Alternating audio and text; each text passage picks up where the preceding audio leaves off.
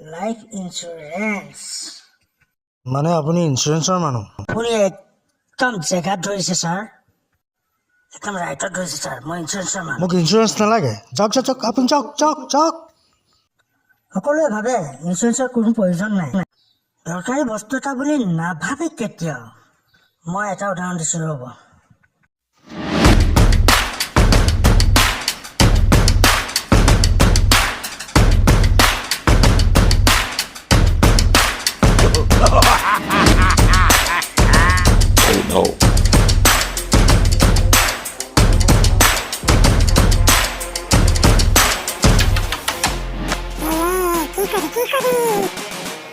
আপুনি ভয় খাব নালাগে, আপুনি ভয় নাখাব, ভয় খাব এইটো থানাৰ জুনু। ৰ'ব এখন চাকু।